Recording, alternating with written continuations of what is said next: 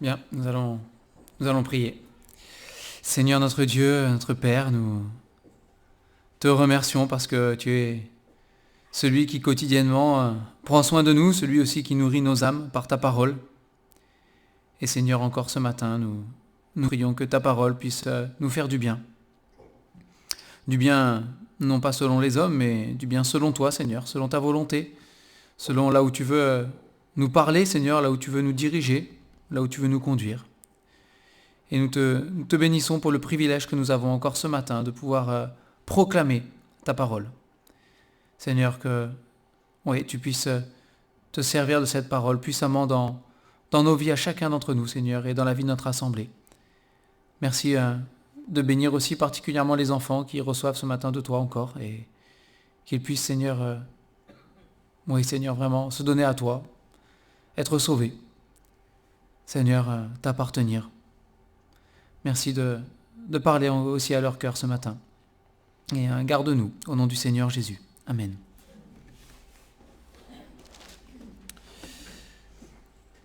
Alors ce matin, on va aller dans 2 Timothée, 2 Timothée chapitre 4. Donc si vous voulez ouvrir vos Bibles avec moi, en 2 Timothée chapitre 4.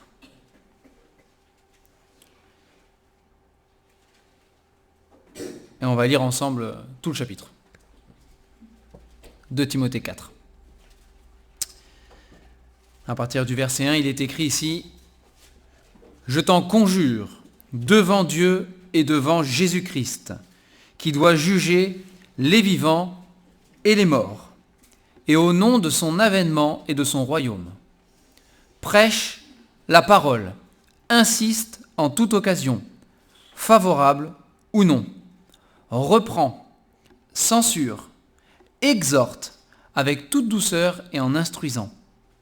Car il viendra un temps où les hommes ne supporteront pas la saine doctrine, mais ayant la démangeaison d'entendre des choses agréables, ils se donneront une foule de docteurs selon leurs propres désirs, détourneront l'oreille de la vérité et se tourneront vers les fables.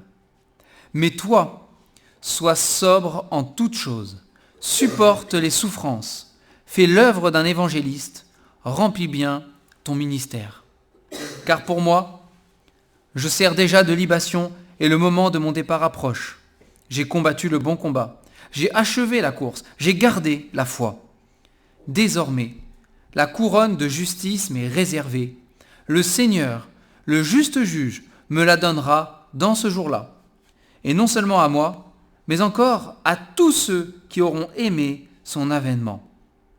Viens au plus tôt vers moi, car Démas m'a abandonné par amour pour le siècle présent. Et il est parti pour Thessalonique. Crescence est allé en Galatie, Tite en Dalmatie. Luc seul est avec moi. Prends Marc et amène-le-moi, car il m'est utile pour le ministère. J'ai envoyé Tychique à Éphèse. Quand tu viendras, apporte le manteau que j'ai laissé à Troas chez Carpus et les livres, surtout les parchemins. Alexandre, le forgeron, m'a fait beaucoup de mal. Le Seigneur lui rendra selon ses œuvres. Garde-toi aussi de lui, car il s'est fortement opposé à nos paroles. Dans ma première défense, personne ne m'a assisté, mais tous m'ont abandonné. Que cela ne leur soit pas imputé. C'est le Seigneur qui m'a assisté et qui m'a fortifié, afin que la prédication soit accomplie par moi et que tous les païens l'entendent. Et j'ai été délivré de la gueule du lion. Le Seigneur me délivrera de toute œuvre mauvaise, et il me sauvera pour me faire entrer dans son royaume céleste. À lui soit la gloire au siècle des siècles. Amen. Salut Prisca et Aquilas, et la famille d'Onésiphore.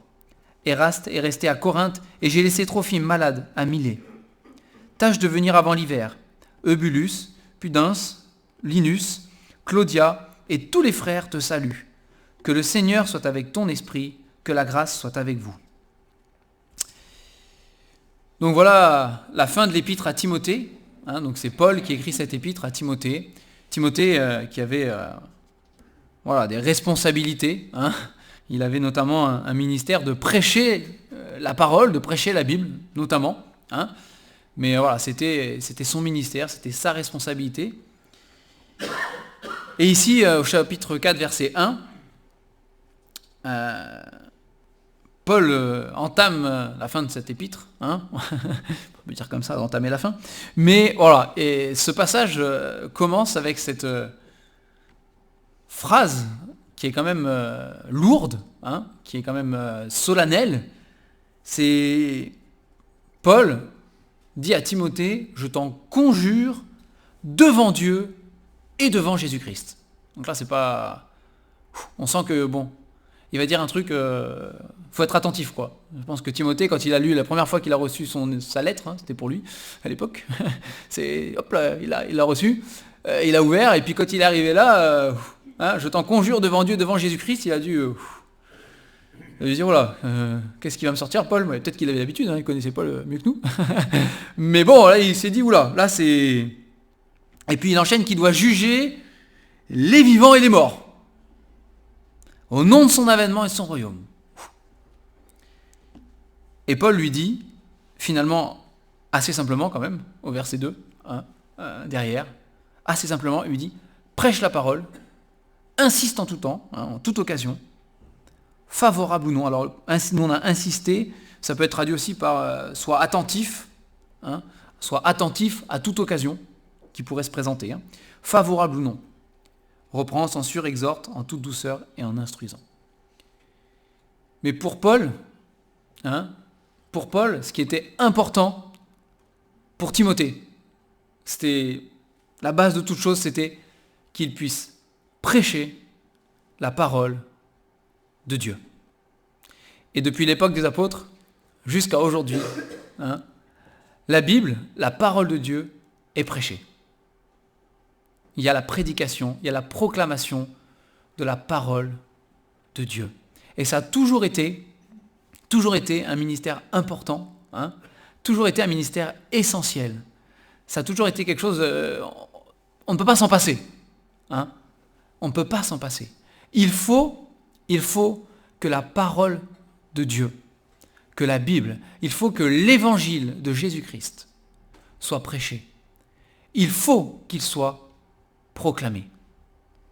Et il est vrai que Timothée, il avait cette responsabilité dans le sens où c'est lui-même qui le faisait, hein, mais on voit aussi dans les deux épîtres à Timothée, hein, que Paul parle aussi pour les assemblées qui sont derrière, pour les encourager aussi, hein, à œuvrer d'un même pas, tous ensemble, dans le même but. Hein. Et c'est aussi un ministère de l'assemblée que de proclamer et que de prêcher la parole de Dieu. Et nous devons, en tant qu'assemblée, les uns les autres, tout faire pour que l'évangile puisse être proclamé, pour que la parole de Dieu puisse être prêchée. Et si ce n'est pas moi qui le fais, je dois faire en sorte que celui à qui Dieu l'a demandé puisse le faire librement. Hein, vous avez au début des actes, là, on avait vu ça, mais au début des actes, vous avez les apôtres qui à un moment disent, il y avait des trucs à gérer au niveau des tables, de la distribution de la nourriture, et ce genre de choses. Il a dit, est-ce qu'il faut aussi qu'on s'occupe de ça et qu'on délaisse par exemple le ministère de la prédication, de l'enseignement? Il a dit, c'est pas convenable, du coup choisissez et établissez des diacres, etc., peu importe. Mais voilà, il y a une organisation, il y a une vie en tant qu'assemblée, structurée, ordonnée, organisée, qui a pour but que la parole de Dieu soit prêchée et soit proclamée. Et on a tous, à notre niveau, hein, avec nos moyens, avec nos talents, avec nos dons, on a tous, hein, dans ce service que nous effectuons les uns pour les autres, on a tous à ne pas oublier. Parce que là, l'exhortation, elle est forte quand même. Hein. On a tous à ne pas oublier qu'on œuvre dans un seul sens et dans un même but, ensemble. Nous voulons que l'évangile et que la parole de Dieu puissent continuer à être prêchés, à proclamer. Que ce soit dans notre assemblée, ou que ce soit, il y a les soutiens aux missions par exemple, hein, que ce soit aux extrémités de la terre aussi. Hein, on a la grâce et le privilège de pouvoir soutenir par exemple la famille Touche, et avec ce ministère derrière même de traduction de la parole, hein, dans une langue qui n'a pas encore la Bible complètement, hein, dans leur propre langue. C'est incroyable, ça, c'est extraordinaire. Hein. Ça fait partie aussi de ça. Nous devons mettre tous les moyens que le Seigneur nous donne, ensemble, dans ce but-là. Prêchons, proclamons sans cesse la Bible, la parole de Dieu, l'évangile de Jésus-Christ, sans se relâcher. Jamais. Hein? Celui qui se relâche est frère de celui qui détruit. Nous devons persévérer dans cet objectif-là, les uns les autres. Et il dit, en toute occasion, toutes les occasions qui peuvent se présenter, qu'elles te paraissent favorables, qu'elles ne te paraissent pas favorables, nous devons tout saisir, tout saisir dans notre vie pour que l'évangile puisse être prêché et proclamé. Alors, cette prédication de la parole, elle se fait parfois en exhortant, en encourageant, elle se fait parfois, au verset 2, en reprenant, ça c'est moins agréable, c'est en reprenant, redresser ce qui est tordu, et même parfois en censurant. Alors, censurer, c'est faire taire quelqu'un, c'est pas... Ça c'est quelque chose de fort aussi, quand on censure quelqu'un, c'est qu'on l'empêche de s'exprimer. Donc voilà, je ne vais pas rentrer en détail là ce matin là-dedans, mais je vous laisse réfléchir aussi là-dessus, que le Seigneur conduise vos pensées. Mais voilà, en toute douceur, avec toute douceur, c'est la qualité toujours qui doit revenir, avec toute douceur et en instruisant. Pourquoi ? Parce que Paul dit que c'est d'autant plus important de garder cette persévérance à prêcher la parole de Dieu et l'évangile, que le monde ne va pas aller en s'améliorant, et que le temps viendra, il vient et il continuera à venir, où les hommes auront de moins en moins envie, si on peut exprimer ainsi, c'est ce qu'il exprime ici, d'entendre la parole de Dieu. Et que les hommes préféreront, donc c'est ce qu'il dit au verset 3 et 4, les hommes préféreront s'inventer des guides, des personnes qui pourront suivre, des idoles, on peut les appeler comme ça, mais les hommes préféreront s'inventer des idoles et des guides à suivre, tout plutôt que d'entendre et que de suivre la parole de Dieu. Ce qu'il dit ici. Ils auront la démangeaison d'entendre des choses agréables. Alors c'est intéressant parce que, là aussi je ne vais pas rentrer trop, mais je vous le laisse en passant quand même. Mais voilà, juste au-dessus, au verset 2, il dit « Prêche la parole, reprend, censure ». Voilà, c'est pas très agréable. C'est pas très agréable. Et en dessous, il dit, à l'inverse, il y a ceux qui ne voudront pas être repris, qui ne voudront pas être censurés, et qui préféreront qu'on leur parle de choses agréables. Mais non, tu n'es pas si mauvais. Mais non, l'homme il est bon, etc., etc. Te culpabilise pas, c'est estime de soi, etc., etc., etc. Et la parole de Dieu dit, non, tu es pécheur. Car tous ont péché et sont privés de la gloire de Dieu. Il n'y a pas de juste, pas même un seul. C'est clair. Et le salaire du péché, c'est la mort. La Bible dit non. Nous sommes mauvais. Mais Dieu nous a aimés et il a donné Jésus-Christ pour nous sauver. Mais les hommes ne voudront plus entendre, ou de moins en moins entendre, la parole de Dieu, et se tourneront vers d'autres fables, vers des mensonges, vers des inventions. Ils ne voudront pas entendre la vérité. Et donc c'est pour ça que Paul secoue Timothée avec cette phrase-là, je t'en conjure, devant Dieu et devant Jésus-Christ. Te relâche pas. Prêche la parole. Ensemble, faites en sorte de toujours prêcher l'évangile de Jésus-Christ en tout temps. Et au verset 5, du coup, il dit, bon, ça c'est l'ambiance, il y a l'ambiance générale du monde autour, qui ne voudra pas entendre, qui voudra se détourner, qui préférera s'inventer des fables, tout ça, c'est l'ambiance du monde dans lequel nous vivrons, et celui dans lequel nous vivons aujourd'hui, et qu'on continuera à vivre jusqu'au retour du Seigneur Jésus. Il dit, mais toi, au verset 5, mais toi, c'est différent. Tu dois être différent. Toi, tu dois t'accrocher à ce qui est juste. Tu dois t'accrocher à ton ministère, tu dois t'accrocher à la prédication de la parole. Tu dois t'accrocher à cela malgré ce que ça va engendrer. Parce que si nous voulons persévérer dans la vérité de ce que dit la Bible. C'est-à-dire que nous croyons qu'elle est la vérité dans tout ce qu'elle dit sans exception. Du premier mot jusqu'au dernier mot. Sans rien enlever, sans rien transformer, sans rien changer. Telle qu'elle est, vérité absolue, ce ne sera pas facile. Et Paul, il le dit au verset 5. Il dit, toi, sois sobre en toutes choses, supporte les souffrances. Il dit, ça engendrera dans ta vie et dans la vie des assemblées de la souffrance. À vouloir marcher dans la vérité, à contresens de tout le reste du monde. Il y aura forcément de la souffrance. Il dit, mais toi, supporte les souffrances. Ne te décourage pas. Ne te décourage pas. Le ministère que nous avons reçu est plus excellent et plus grand que toutes les souffrances que ça pourrait engendrer. C'est la prédication de la parole de vie. La foi vient de ce qu'on entend, et ce qu'on entend vient de la parole de Christ, nous dit la Bible. Et en proclamant la parole de Dieu, en proclamant Jésus-Christ, nous portons la vie éternelle, mieux que de sauver des vies humaines. Physiquement, nous avons un message qui sauve des âmes pour l'éternité. C'est bien plus grand. Alors supporte les souffrances. C'est bon. Paul ne le fait pas ici, mais il pourrait comparer avec les souffrances que le Seigneur Jésus, n'est-ce pas, a subies pour nous, par amour pour nous. Il a souffert. Lui qui, par contre, ne le méritait pas. Parfois, nous, on souffre, on mérite. Mais lui, il ne le mérite pas. Jamais. Il était innocent. Et pourtant, il a souffert. Et il est allé jusqu'au bout.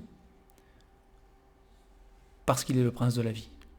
Et qu'il a pu, par la mort et la résurrection, apporter la vie à tous ceux qui croient en lui. À tous ceux qui croient en son nom, sans exception. Il procure la vie éternelle. Et c'est ce ministère dont nous sommes responsables aussi en tant qu'assemblée. Proclamer cette parole de vie autour de nous. Alors on peut supporter les souffrances pour apporter la vie éternelle aux âmes qui sont sauvées, grâce au ministère de cette prédication.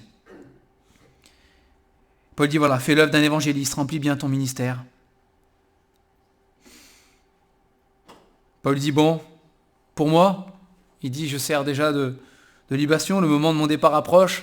Paul avait conscience, il y avait des prophéties, etc., mais Paul avait conscience qu'il arrivait vers la fin de sa vie, qu'il allait bientôt mourir, il le savait. Dieu lui avait montré aussi tout ce qu'il souffrirait pour son nom, déjà. Et au verset 7, il dit, voilà, la conclusion pour moi, c'est que j'ai combattu le bon combat. Il y a eu de la souffrance, mais Paul a persévéré dans la prédication de cette parole de Dieu qui lui avait été donnée. À partir du moment où il a rencontré Jésus sur le chemin de Damas, jusqu'à la fin, il a persévéré, malgré tout, et envers et contre tout, malgré les souffrances et tout le reste, l'abandon, il en parle après, etc. Malgré tout, il a persévéré dans la prédication de l'Évangile. Partout, là où il a pu aller. Dans des occasions qui parfois étaient favorables, parfois beaucoup moins. Il a prêché, et il a ouvert la bouche, il a parlé. Et il dit, voilà, moi j'ai combattu le bon combat. C'est celui pour lequel ça valait la peine de se battre. Partager, porter la parole de Jésus-Christ, la parole de Dieu. Et il dit, j'ai achevé la course, il avait conscience qu'il était à la fin. Et puis le plus important, j'ai gardé la foi. Il y a eu tout le reste, et Paul était un être humain comme les autres, il a sans doute eu des moments où il était abattu, parfois découragé, parfois etc. Il était humain, il n'était pas un surhomme, voilà, il était comme nous. Néanmoins, une chose est demeurée, il dit, j'ai gardé la foi. La confiance dans le Seigneur Jésus, quand il pouvait proclamer, je sais en qui j'ai cru. Cette confiance-là, je l'ai gardée. Rien n'a pu l'enlever. Je l'ai gardée. Et il dit, bon, verset 8, il parle de cette couronne de justice qui lui est réservée, ainsi qu'à tous ceux qui, comme lui, auront aimé l'avènement du Seigneur Jésus, auront aimé, désiré ardemment être avec Christ, ce qui de loin est le meilleur. Alors c'est cette partie-là, voilà, vraiment, poignante. Et puis après, Paul parle pas simplement de théorie, parle pas simplement de choses comme ça. Ce sont des personnes. Paul avait à cœur ses contemporains, Paul avait à cœur son prochain. Ce sont pas juste des paroles, ce sont des paroles pour des hommes et des femmes qui étaient à son époque vivants, qui étaient là, qui respiraient, des frères et des sœurs parfois des opposants, un prochain qui ne connaissait pas l'évangile. Mais tout ça s'ancre dans une réalité, dans la réalité de la vie, de ce qu'il vivait. Et après, on a plein de personnes qui nous sont nommées, certaines qui ont pu encourager Paul, d'autres qui l'ont plutôt, on va dire, tiré vers le bas, un peu découragé. Et au verset 9, en tout cas, il dit à Timothée, viens au plus tôt vers moi, dès que tu peux, rejoins-moi. Rejoins-moi. Pourquoi ? Parce que il y avait un frère, Démas, qu'on retrouve pas très souvent, dont on ne sait pas grand-chose. Mais on sait qu'il a œuvré avec Paul. Il apparaît aussi dans Colossiens et dans Philémon. Et ce frère qui a suivi Paul et qui a œuvré avec Paul dans ce ministère de proclamer la parole de Dieu, au verset 10, il dit « Il m'a abandonné par amour pour le siècle présent, il est parti pour Thessalonique. » Donc il était avec Paul, il œuvrait avec Paul. Et puis nous ne savons pas, nous n'avons pas plus de détails que ça, n'est-ce pas ? Mais c'est suffisant. Nous savons, Paul le dit, inspiré par le Seigneur. Il a quitté Paul, il est parti ailleurs, pas pour les bonnes raisons. C'était pas pour les bonnes raisons. Parfois, il y en a qui vont à droite à gauche, se séparent parce qu'ils œuvrent à droite, à gauche, etc. Là, c'était pas le cas. Il dit, c'est par amour pour le siècle présent. Ce frère s'est laissé aveugler. En tout cas, à ce moment-là, on ne sait pas ce qui se passe après, puisqu'il n'y en est plus question. Mais à ce moment-là, ce frère s'est laissé aveugler par le Dieu de ce monde, par le Dieu de ce siècle. Et il a aimé les choses du monde. Il a aimé ce monde présent plus que ce que Dieu lui demandait, plus que le Seigneur Jésus lui-même. Et le résultat, c'est qu'il a abandonné Paul. Et c'est pas que Paul, c'est qu'il a abandonné le rôle que Dieu avait pour lui, le plan que Dieu avait pour lui, dans cette proclamation de la parole de vie. Il a abandonné. La Bible dit, on le sait, nul ne peut servir de maître. On ne peut pas. On ne peut pas servir de maître. Soit on s'attache à l'un, on haït l'autre, on méprise l'un, etc. On n'est que pour le Seigneur Jésus. On ne peut pas être entre les deux, ça n'existe pas, en fait. On ne tient pas cette position. C'est pas possible. Et donc malheureusement, ce frère, voilà, il n'a pas... Alors est-ce que c'est ce qui motive, en partie peut-être, l'apôtre Paul à dire à Timothée, je t'en conjure, devant Dieu et devant Jésus-Christ, prêche la parole, insiste, te relâche pas, sois sobre, continue, persévère. Parce qu'on en a vu qui le font pas. Il y en a qui abandonnent. Toi, le fais pas, n'abandonne pas. Peut-être. Alors après, il y en a d'autres. Crescens est allé en Galatie, on ne sait pas pourquoi lui. Tite, il est allé en Dalmatie. Sans doute prêcher. Luc seul est avec moi. Il n'était pas tout seul à ce moment-là, il y avait quand même Luc qui était là. Mais bon, c'était pas beaucoup. Mais il y avait Luc qui était là. Et il dit, prends Marc et amène-le-moi, car il m'est utile pour le ministère. Voilà, donc il y avait ce frère, Marc, Paul en avait besoin. Il dit, voilà, j'en ai besoin, pas pour lui-même, c'est pas que Paul cherchait son confort, il avait besoin de serviteurs. C'est loin de la pensée de Paul, tout ça. Mais pour que la parole, encore une fois, que la parole de Dieu puisse être prêchée efficacement, Paul avait besoin de ce frère avec lui. Et il lui dit, ramène-le, j'en ai besoin pour le ministère. Il a envoyé Tychique à Éphèse, on passe en avance. Après, il lui demande de lui rapporter des affaires qu'il avait oubliées. Peut-être une fois on en parlera, mais pas aujourd'hui. Et puis au verset 14, on a ce fameux forgeron de métier, Alexandre. Et Paul dit, voilà, c'est parmi les hommes que Paul a rencontrés dans son ministère, il y a ce fameux Alexandre. Il y a Démas, le frère qui a abandonné. Bon, il y a les autres qui servent le Seigneur avec lui ou ailleurs. Hein. Et puis, il y a Alexandre. Alexandre, celui qui s'est opposé. Hein. Celui qui a créé beaucoup de souffrance. Il le dit ici. Hein. Il m'a fait beaucoup de mal. C'est lourd comme phrase aussi. Hein. Paul dit voilà, il m'a fait beaucoup de mal. Beaucoup de mal. Alors on ne sait pas exactement, on n'a pas tous les détails de l'histoire. On a certains, mais pas tous. Mais en tout cas, voilà. Mais il dit, le Seigneur lui rendra selon ses œuvres. Il dit, voilà, moi je sais ce qu'il a fait. Je l'ai subi. J'ai beaucoup souffert. Mais ça appartient à Dieu.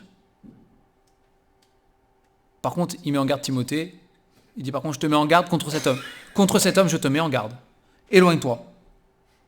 Hein, garde-toi de lui. Verset 15. Garde-toi aussi de lui, car il s'est fortement opposé à nos paroles. T'approche pas de lui. Garde-toi de lui. Sois vigilant. Mais pour le reste, et pour le mal qu'il m'a fait subir et tout ça, c'est le Seigneur qui jugera. C'est lui qui le fera. Ce n'est pas moi. Ce n'est pas moi.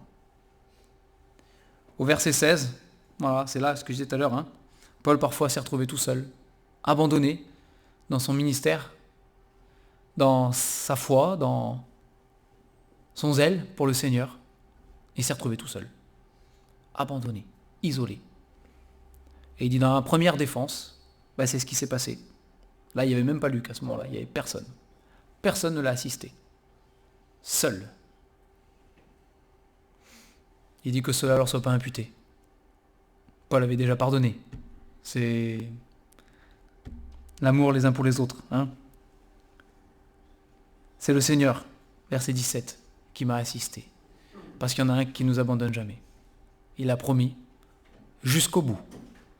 Le Seigneur a promis que voilà, c'était son église, que c'était son assemblée, que c'est lui qui la bâtirait, hein, et que les portes du séjour des morts ne prévaudront pas contre elle. Il gardera son assemblée. Et Paul dit, je me suis retrouvé tout seul à un moment, c'est vrai. J'ai dû me défendre tout seul. J'ai dû ouvrir la bouche pour parler de Jésus-Christ sans aucun soutien autour de moi. J'étais seul pour le faire. Il dit, j'étais pas vraiment seul. J'étais seul humainement, mais Jésus était avec moi. Le Seigneur était là. Et il m'a assisté, et il m'a fortifié. Et même, il l'a délivré de la gueule du lion. Il m'a même protégé. Il m'a délivré. Je le sais, je l'ai vécu. Il m'a délivré. Il a été avec moi. Parce que le Seigneur a sa main posée sur ses enfants. Et le Seigneur fera tout pour que la parole de Dieu puisse continuer, année après année, siècle après siècle, à être proclamée et propagée pour le salut des âmes. Et il dit, voilà, verset 17, afin que la prédication soit accomplie par moi et que tous les païens l'entendent. Et c'est pas parce que Paul était meilleur que les autres. C'est pas ce qu'il est en train de dire. Il dit, le Seigneur m'a soutenu parce qu'il fallait que la prédication puisse avoir lieu. Il fallait qu'elle puisse être entendue. Parce qu'encore une fois, la foi vient de ce qu'on entend, et ce qu'on entend vient de la parole de Christ. Il le fallait. Alors le Seigneur l'a fait. Et pour lui personnellement, il le dit au verset 18. Le Seigneur me délivrera de toute œuvre mauvaise.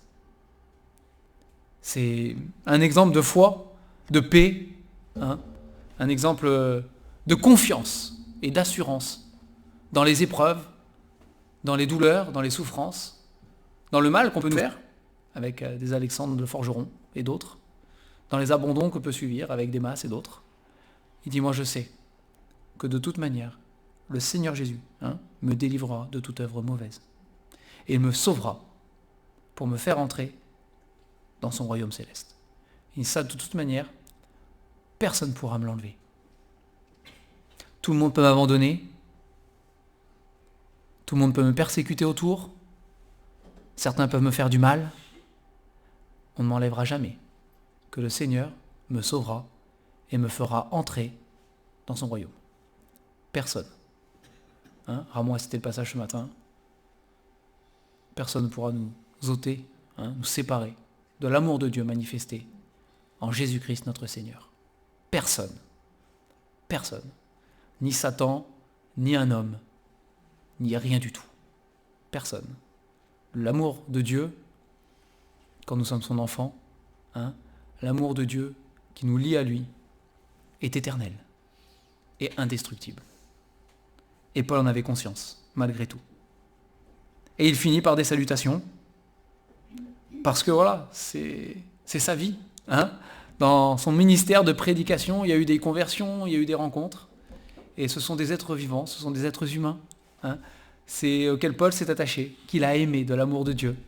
Et donc il salue les uns, il salue les autres, il passe les salutations des uns et des autres. Hein, c'est l'amour fraternel qui est ici.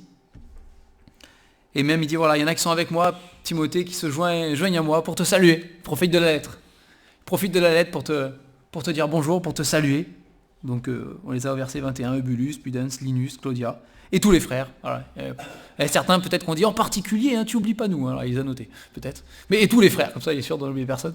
Tous, hein, voilà, on est avec toi, Timothée, aussi, hein, derrière. C'est quelque chose, hein, c'est moi qui écris, c'est Paul, mais voilà, je ne suis pas tout seul à penser à toi. Il y en a d'autres qui pensent à toi, dans ton ministère aussi peut-être, il y en a d'autres qui prient pour toi, qui te soutiennent, qui sont là. T'es pas tout seul, continue, hein, persévère, mais on est là, on est aussi avec toi. Peut-être que Paul n'avait pas envie que Timothée ressente ce que lui avait senti quand il a été abandonné, je ne sais pas, mais en tout cas il dit, voilà, tous les frères te saluent, hein, tous, ils sont là. Que le Seigneur soit avec ton esprit et que la grâce soit avec vous. On va prier pour terminer. Seigneur, nous sommes bien petits devant toi. Nous sommes bien incompétents, bien faibles. Mais Seigneur, nous t'aimons. Nous t'aimons parce que tu nous as aimés le premier. Parce que tu as donné ta vie pour nous. Parce que tu as accepté la croix, de te charger de nos péchés, Seigneur. Toi le parfait, le pur et l'innocent. Merci, Seigneur. Merci. Et ce matin encore, nous sommes heureux de pouvoir proclamer ta parole, vraiment, de pouvoir la prêcher. Nous prions, Seigneur, que tous ensemble, tu nous gardes, Seigneur, près de toi et près de cet objectif que tu as de prêcher et de proclamer la parole de Dieu, par tous les moyens que tu mettras, Seigneur, toi, à notre disposition, par tous les talents dont tu nous as dotés chacun d'entre nous, que tous ensemble, nous puissions ne jamais perdre le cap et saisir toute occasion, qu'elle soit favorable ou non, Seigneur, pour prêcher ta parole. Seigneur, nous te demandons pardon pour nos défaillances et pour toutes les fois où on ne le fait pas. Seigneur, fortifie-nous et encourage-nous. Garde-nous aussi, Seigneur, du siècle présent. Garde-nous de nous laisser aveugler par l'ange de lumière et le Dieu de ce siècle.